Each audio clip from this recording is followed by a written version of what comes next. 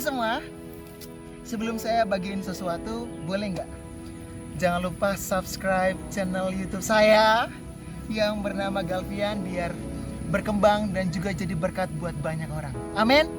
Oke, hari ini saya ingin sharing sesuatu yang buat saya penting banget sih buat kita semua. Tentang jangan simpan yang namanya beban. Saudara, saya kenal seorang adik. Saya beberapa kali pergi dengan dia untuk pergi pelayanan.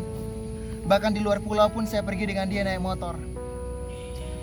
Tapi beberapa waktu yang lalu saya dapatin dia meninggal dunia. Kenapa dia meninggal dunia, saudara? Karena dia punya masalah, dia punya beban keluarga. Dan selama ini dia simpan di dalam hatinya dia. Dia hanya bercerita dengan orang-orang tertentu, tapi dengan semua masalah kejadian yang terjadi itu, dia lebih banyak mendam di dalam dirinya. Setiap beban keluarga, bahkan beban dirinya sendiri yang dia alami dalam hidupnya.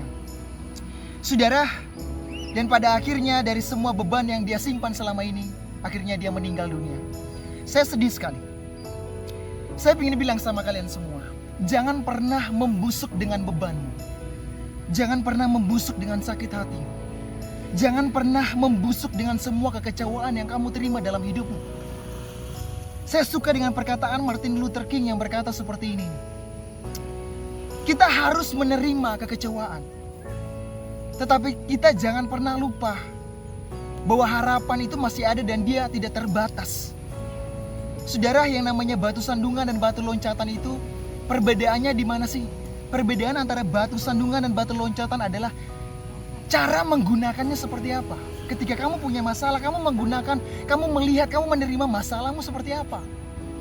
Di dalam Amsal 12 ayat 25 bagus banget berkata seperti ini. Kekhawatiran dalam hati itu membungkukkan orang. Tetapi perkataan yang baik itu menggembirakan, itu memerdekakan setiap orang. Masalah akan membuat kita, masalah akan membuat siapapun bungkuk di hadapannya. Tapi perkataan yang baik, firman Tuhan, perkataan yang baik itu adalah firman Tuhan. Firman Tuhan akan selalu menggembirakan, firman Tuhan akan selalu memerdekakan hidup kita. Di dalam Yohanes 5 ayat 24 berkata bagus banget. Aku berkata kepadamu, sesungguhnya barang siapa mendengarkan perkataanku dan percaya kepada Dia yang mengutus aku, ia mempunyai hidup yang kekal dan tidak turut dihukum. Sebab ia sudah pindah dari dalam maut ke dalam hidup. Keren banget, saya ulangi lagi. Di dalam Yohanes 5 ayat 24 berkata seperti ini. Aku berkata kepadamu, Tuhan Yesus yang berkata, sesungguhnya barang siapa mendengarkan perkataanku dan percaya kepada Dia yang mengutus aku, ia mempunyai hidup yang kekal dan tidak turut dihukum. Sebab ia sudah pindah dari dalam maut ke dalam hidup. Wow. Perkataan yang baik adalah firman Tuhan, percaya kepada Yesus. Karena kamu akan pindah dari dalam maut ke dalam hidup yang kekal. Maka hari ini percayakan hidupmu kepada Tuhan. Percayakan hidupmu kepada firman Tuhan. Karena firman itu sanggup untuk memerdekakan hidupmu dengan semua yang terjadi hari-hari ini. Tuhan Yesus, terima kasih buat firman yang sederhana ini. Saudara, saya berdoa biar setiap kesaksian dan firman yang saya bagikan boleh menjadi kekuatan bagi saudara semua. Tuhan Yesus memberkati.